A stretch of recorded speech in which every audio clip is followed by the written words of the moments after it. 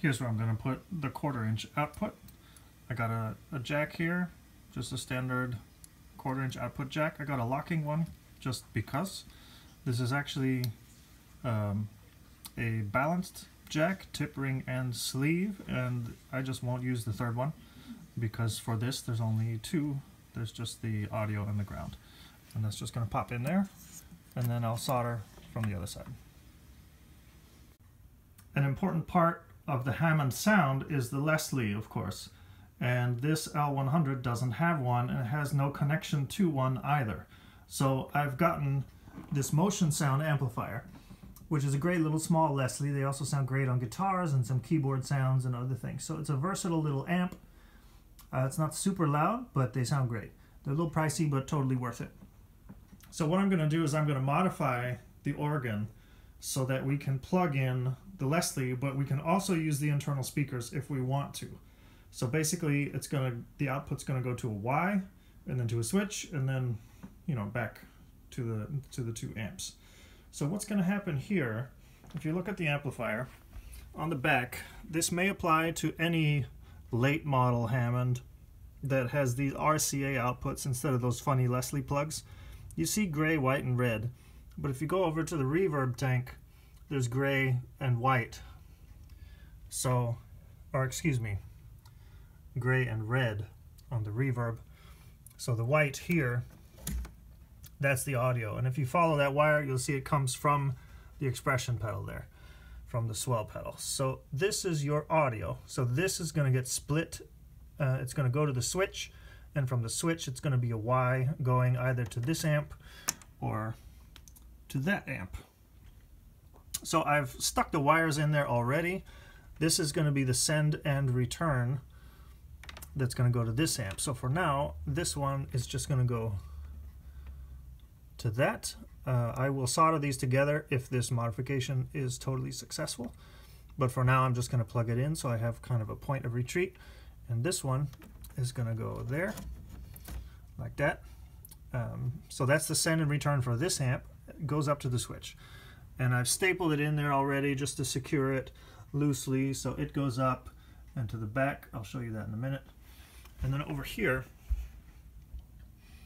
I showed you this before. I've already put an output jack. That's a 1/4" output to make it simpler. And this is already soldered back there. A little hard to see, but that's already soldered. And that also goes up here. So right now we have these wires ready and waiting. And here's the back of the switch. I'm going to zoom in a little so you can see that. So that's a 3-position switch, on, and on. So that'll give us either one of the amps or both. And in the front, it's a nice discrete black. Sorry for moving all the time, but it's just a nice black switch. I probably won't label it because it's sort of nice how it blends in and you can't really see it. So I'll show you how it works. This is the switch I bought on Mouser. If you don't know it, Mouser.com. Here is the actual part number, Mouser part number, and the manufacturer part number. That's the switch you just saw. Description, miniature toggle, blah, blah, blah. So that's it. It's an on switch. And over here is the spec sheet, and this is what's relevant. So this tells you which pins are going to be connected in which positions. So down is those pins connected, center, and up. And I'm not going to wire it this way because if you notice this 3-4 output, it gets signal in all 3 of these example setups. And I don't want anything to be always on when we're trying to select between speaker outputs. So this external connection that they are suggesting, I'm not going to use that. I'm going to do it differently. So here is the switch. There's the pin layout. So pin 1 is bottom right. 1, 2, 3, 4, 5, 6. This external connection, that's a wire they suggest I put there. I'm not going to do it that way. So the physical layout does not really match this diagram very well. So I put it here also.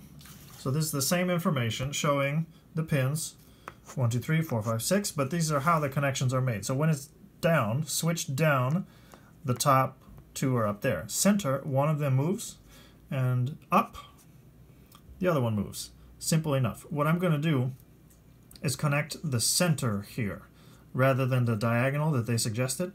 I'm going to connect the center, and what that's going to allow me to do is have one output. Either of these could be the output, I think. No, this one has to be the output.